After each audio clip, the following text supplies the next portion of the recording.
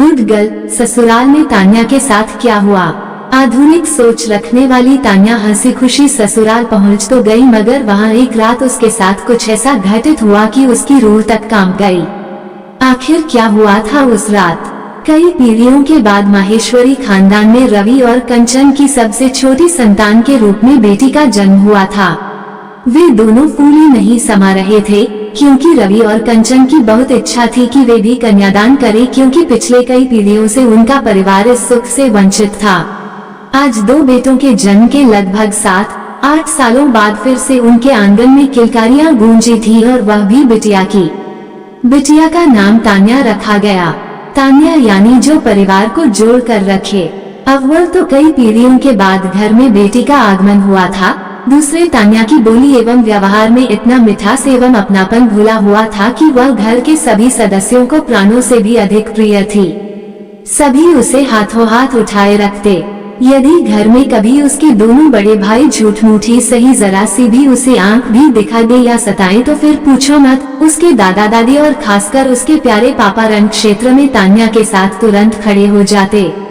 दोनों भाई उसकी चोटी खींचकर उसे प्यार से चिढ़ाते कि जब से तू आई है हमें तो कोई पूछने वाला ही नहीं है।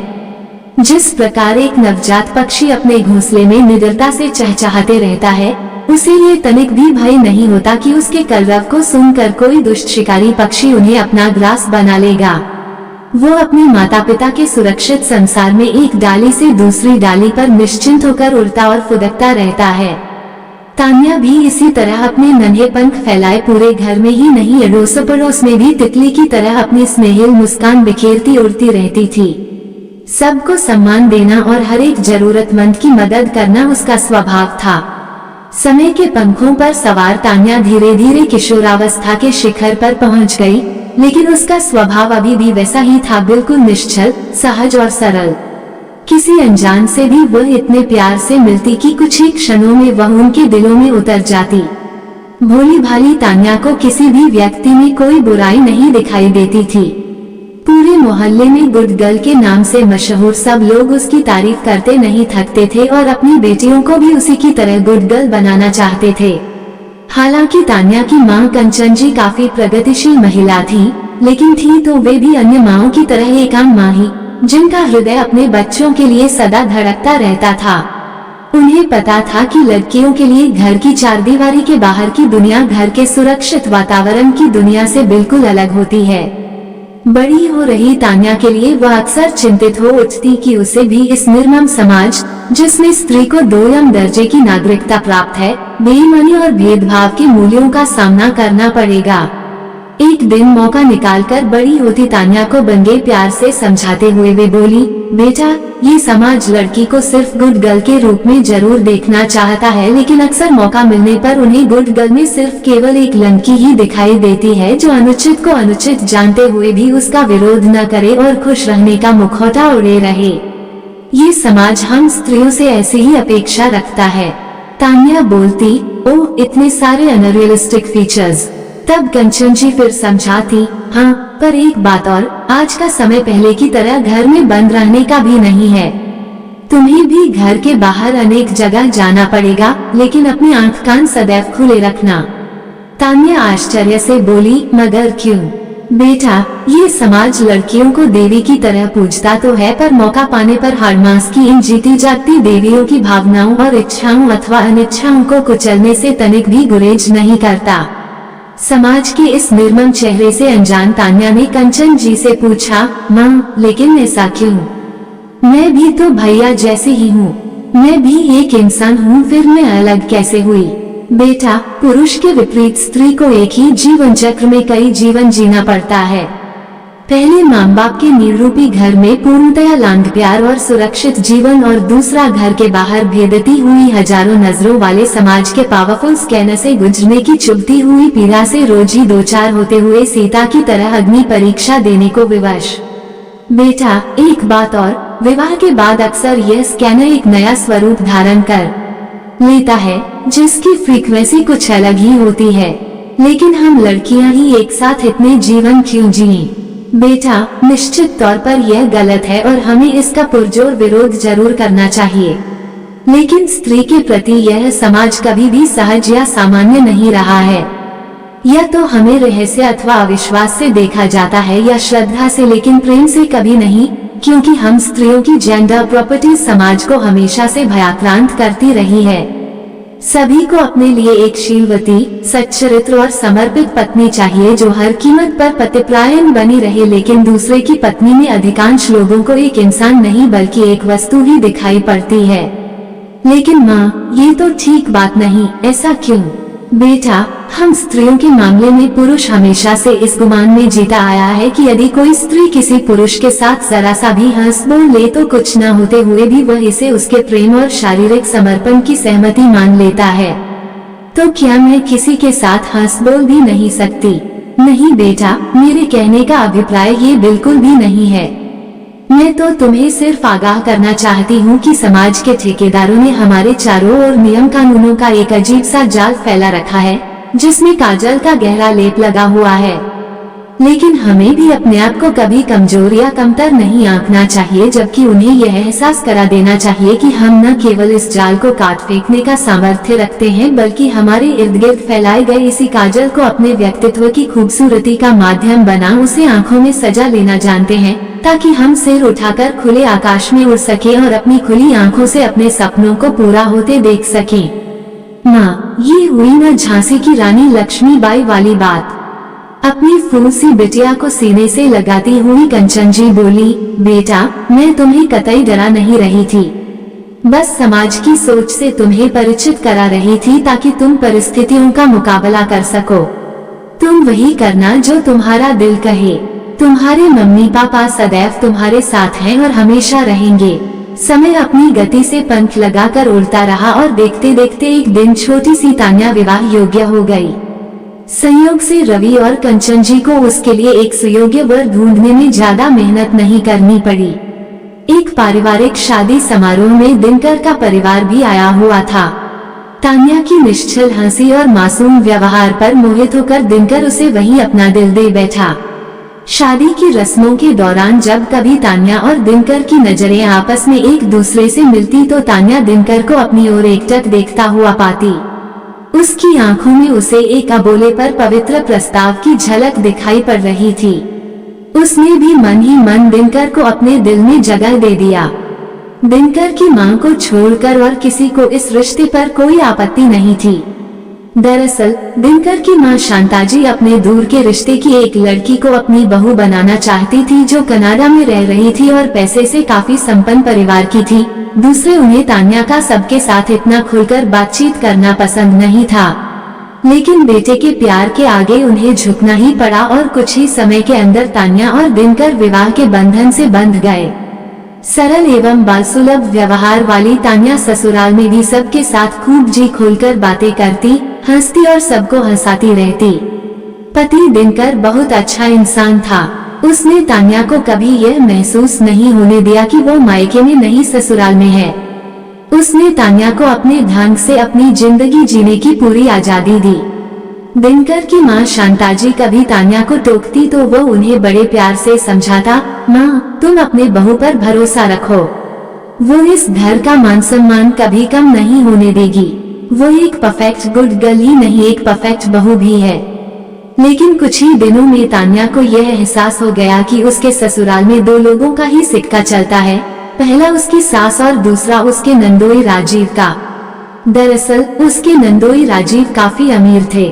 जब तान्या के ससुर का बिजनेस खराब चल रहा था तो राजीव ने रुपए पैसे से उनकी काफी मदद की थी, इसलिए राजीव का घर में दबदबा था और उसकी सास तो अपने दामाद को जरूरत से ज्यादा सिर आंखों पर बैठाए रखती थी। राजीव का ससुराल में अक्सर आना होता रहता था। अपनी निश्चल प्रकृति के कारण तान्या राजीव के घर आने पर उसका यथोचित स्वागत सत्कार करती।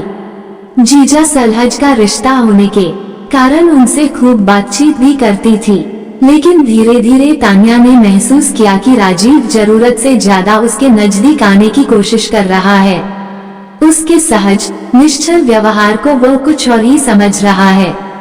पहले तो उसने संकेतों से उसे समझाने की कोशिश की, लेकिन जब उसकी बदतमीजियां मर्यादा की देहरी पार करने लगी तो उसने एक दिन दिनकर को हिम्मत करके सब कुछ बता दिया। दिनकर यह सुनकर आपे से बाहर हो गया। वह राजीव को उसी समय फोन पर ही खरी खोटी सुनाने वाला था, लेकिन तान्या ने उसे उस समय रोक दिया। वह बोली, दिनकर, यह उचित समय नहीं है।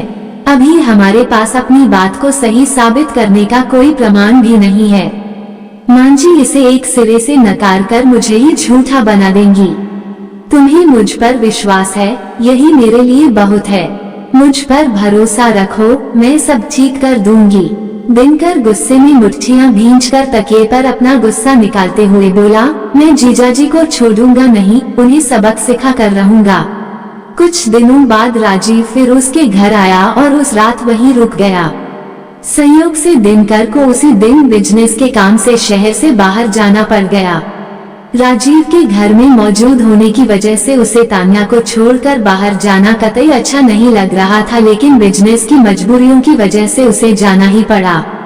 पर जाते जाते वह तान्या से बोला, तुम अपना ध्यान रखना और कोई भी परेशानी वाली बात हो तो मुझे तुरंत बताना। आप निश्चिंत रहिए, आपका प्यार और सपोर्ट मेरे लिए बहुत है। रात को डिनर करने के बाद सब लोग अपने अपने कमरों में चले गए। तान्या भी अपने कमरे का दरवाजा बंद कर बिस्तर पर चली गई। दिनकर के बिना खाली बिस्तर उसे बिल्कुल भी अच्छा नहीं लगता था, खासकर रात में उससे अलग रहना उसे बहुत खलता था। जब दिनकर सोते समय उसके बालों में उंगलियां फिराता तो उसकी दिन भर की सारी थकान छूमंतर हो जाती। उसकी यादों में खोई खोई कब आंख लग गई उसे पता ही नहीं चला। अचानक उसे दरवाजे पर खटखट की आवाज सुनाई पड़ी। पहले तो उसे लगा कि यह उसका वहम है, पर जब खटखट की आवाज कई बार उसके कानों में पड़ी तो उसे थोड़ा डर लगने लगा कि इतनी रात को उसके कमरे का दरवाजा कौन खटखटा सकता है, कहीं राजीव तो नहीं। फिर ये सोचकर कि हो सकता है कि माम बाबूजी में से किसी की तबीयत खराब हो गई होगी, उसने दरवाजा खोल दिया तो देखा सामने राजीव खड़ा मुस्कुरा रहा है। अरे जीजाजी, आप इतनी रात को इस वक्त यहाँ, क्या बात है? तान्या, मैं बहुत दिनों से तुमसे एक बात कहना चाहता हूँ। कुदरतन स्त्री सुलभ गुणों के कारण राजीव का हाव भाव उसके दिल को कुछ गलत होने की चेतावनी दे रहा था।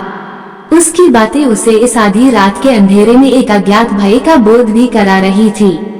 लेकिन तभी उसे अपनी माँ की दी हुई वह सीख याद आ गई कि हमें कभी भी हिम्मत नहीं हारनी चाहिए, बल्कि पूरी ताकत से कठिन परिस्थितियों का पुरजोर मुकाबला करते हुए हौसले को कम नहीं होने देना चाहिए। उसने हिम्मत करके राजीव से पूछा, बताइए क्या बात है? तान्या, तुम मुझे बहुत अच्छी लगती हो। I love you, I can do anything for you. यह आप क्या नापशुनाप बके जा रहे हैं? अपने कमरे में जाए। तान्या, आज चाहे जो कुछ भी हो जाए, मैं तुम्हें अपना बनाकर ही रहूंगा। इतना कहते हुए वह तान्या का हाथ पकड़कर उसे बेडरूम में अंदर ले जाने लगा कि तान्या ने एक जोरदार थप्पड़ राजीव के मुंह पर मारा और चिल्ला पड़ी, mister Rajiv, I am a good girl but not a mute and dumb girl. शर्म नहीं आती आपको ऐसी हरकत करते हुए? तान्या की इस चंडी रूप की कल्पना राजीव ने सपने में भी नहीं किया था। वो ये देखकर सहम उठा, पर स्थिति को संभालने की गरज से वह ढिठाई से बोला, बी कूल तान्या, मैं तो बस मजाक कर रहा था। जीजाजी, लड़कियां कोई मजाक की चीज नहीं होती हैं कि अपना टाइम पास करने के लिए उनसे मन बहला लिया। आपके लिए बेशक यह एक मजाक होगा, पर मेरे लिए यह इतनी छोटी बात नहीं है। मैं अभी माम पापा को बुलाती हूँ। फिर अपनी पूरी ताकत लगाकर उसने अपने सास ससुर को आवाज लगाई, माम पापा इधर आइए। रात में उसकी पुकार पूरे घर में गूंज पिंगाई।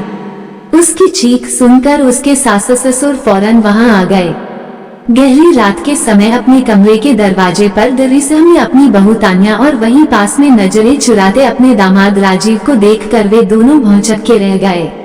कुछ अनहोनी घटने की बात तो उन दोनों को समझ में आ रही थी, लेकिन वास्तव में क्या हुआ यह अभी भी पहेली बनी हुई थी। तभी राजीव बेशर्मी से बोला, माँ, तान्या ने मुझे अपने कमरे में बुलाया था। नहीं माँ, ये झूठ है। मैं तो अपने कमरे में सो रही थी कि अचानक कुंडी खड़कने पर दरवाजा खोला तो जीजाजी सामने खड़े थे और मुझे बेडरूम में जबरन अंदर ले जा रहे थे।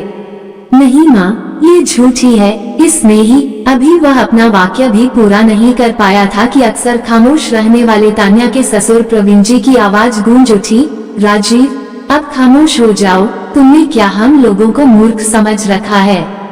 माना हम तुम्हारे एहसानों के नीचे दबे हैं, लेकिन तुम्हारी नस नस से वाकिफ हैं। तुमने आज जैसी हरकत किया है उसके लिए मैं तुम्हें कभी माफ नहीं करूंगा। तुमने मेरी बहू पर बुरी नजर डाली और अब उल्टा उसी पर लांछन लगा रहे हो। इतना कहकर तान्या के सिर पर हाथ फेरते हुए बोले, बेटा तुम्हारा बाप अभी जिंदा है, मैं तुम्हें कुछ नहीं होने दूंगा। मैं अभी पुलिस को बुलाकर इसको जेल भिजवाता हूँ। अपने पिता समान ससुर का स्नेह स्पर्श पाकर तान्या उनसे लिपट कर रो पड़ी, जैसे उसके अपने बाबूजी उसे फिर से मिल गए हों। फिर थोड़ा संयत होकर बोली, पापा आपका आशीर्वाद और विश्वास मेरे लिए सब कुछ है, लेकिन पुलिस को मत बुलाइए। जीजाजी को सुधरने का एक मौका हमें देना चाहिए और फिर दीदी और बच्चों के बारे में सोचिए, इनके जेल जाने पर उन्हें कितना बुरा लगेगा। दिनकर के पिता प्रवीण जी कुछ देर सोचते रहे, फिर बोले, बेटा तुम्हारे माता पिता ने तुम्हारा नाम तान्या कुछ सोच समझ कर ही रखा होगा। ये तुम जैसी बेटियां ही हैं जो अपना मान सम्मान कायम रखते हुए भी परिवार को सदा जोड़े रखती हैं। जब तक तुम्हारी जैसी बहू बेटियां हमारे समाज में हैं, हमारी संस्कृति जीवित रहेगी। फिर अपनी पत्नी से बोले, शांता देखिए ऐसी होती है हमारे देश की गुड गर्ल, जो न अपना सम्मान खोए न घर की बात को देहरी से बाहर जाने दे। शांताजी के अंदर भी आज पहली बार तान्या के लिए कुछ गौरव महसूस हो रहा था। पति से मुखातिब होते हुए दामाद राजीव के विरुद्ध वे पहली बार बोली, आप ठीक कहते हैं, घर की इज्जत बहू बेटियों से ही होती है। पता नहीं एक स्त्री होने के बावजूद मेरी आंखें ये सब क्यों नहीं देख पाई। फिर तान्या से बोली, बेटा मुझे माफ कर देना। राजीव तुम अब यहाँ से चले जाओ, मैं तुम्हारा पाई चुका दूंगा, पर अपने घर की इज्जत पर कभी हल्की सी भी आंच नहीं आने दूंगा। तान्या हमारी बहू ही नहीं, हमारी बेटी भी है और सबसे बढ़कर इस घर का सम्मान है, प्रवीण जी बोल पेंगे। सास ससुर का स्नेहिल आशीर्वाद पाकर आज तान्या को उसका ससुराल उसे सचमुच अपना घर लग रहा था, बिल्कुल अपना, जिसके द्वार पर एक सुहानी भोर मीठी दस्तक दे रही थी। आपको ये कहानी कैसी लगी हमें कमेंट कर जरूर बताएं। इसी तरह की अच्छी कहानियाँ आप यहाँ पर पढ़ सकते हैं। यहाँ उपस्थित शिक्षाप्रद कहानियाँ आपका मनोरंजन करने के साथ दिशा भी देंगी। तो बने रहिए हमारे साथ और हमारे प्रयास को सफल बनाएं।